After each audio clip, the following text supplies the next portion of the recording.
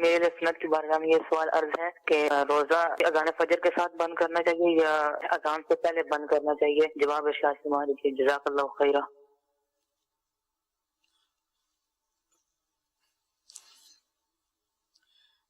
اذان صرف نماز کے لیے دی جاتی ہے، فرض نماز کے حساب سے، نہ حج کے لیے اذان ہے، نہ زکوٰۃ کے لیے اذان ہے، نہ روزوں کے لیے اذان ہے۔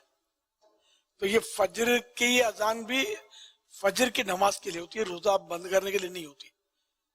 تو جہاں اذان کی آواز نہیں آتی وہاں کیا کرو گے؟ اب تو بڑے بڑے پلازے کراچی میں بن گئے جن کے اندر اذان کی آواز کہاں جائے گی؟ یہ بس عوام میں ہے ایسا، تو اس کا تعلق اذان سے نہیں ہے۔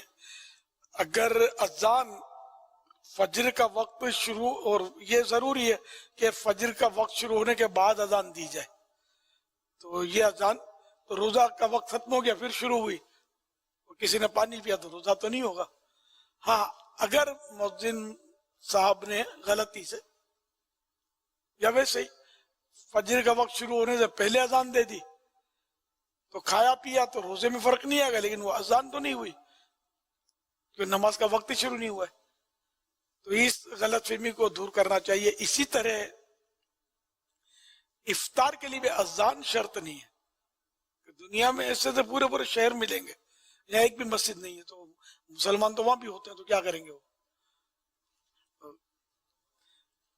غروب ہو گیا، سورج کنفرم ہو گیا کہ غروب ہو گیا ہے، تو اب روزہ افطار کر لے، اذان کا انتظار نہ کرے۔ بعض اوقات تو ہمارے یہاں یہ واقعات تو ہوتے رہتے ہیں کہ مؤذن صاحب افطار کا وقت یعنی غروب آفتاب سے پہلے اذان دے دیتے ہیں، تو کئی بار ہوا ایسا، لوگ افطار کر لیتے ہیں پھر مؤذن کے سر پہ ڈال دیتے ہیں کہ ہمارا قصور نہیں ہے، حالانکہ روزہ قضا کرنا فرض ہے۔ آپ کا قصور تو ہے کہ آپ نے اپنے ٹائم ٹیبل کا خیال کیوں نہیں رکھا، اذان پر اعتماد کیوں کیا؟ اذان کا تعلق روزے سے ہے ہی نہیں، بیچارے مؤذن پہ چڑھائی کر دیتے ہیں جیسے سب مطلب ہے کہ کبھی خطا کرتے نہیں ہیں، بھول کرتے نہیں ہے، مؤذن کیوں بھولا، اس کی شامت آ جاتی ہے۔ تو کبھی ایسا واقعہ ہو تو مؤذن کو برا بھلا نہ کہا جائے کہ جان بوجھ کر کوئی مسلمان کیوں ایسا کرے گا، تو انسان ہے، گھڑی آگے پیچھے ہو جاتی ہے، بھول جاتا ہے، تو اس کو مطلب برا بھلا نہ کہا جائے، اس سے پھر اس کی دل آزاری ہوگی۔ مؤذن کو بھوک لگی تھی، روزہ لگا تھا، فلاں تھا، طرح طرح کی لوگ باتیں بناتے ہوں گے، ایسا نہیں کرنا چاہیے۔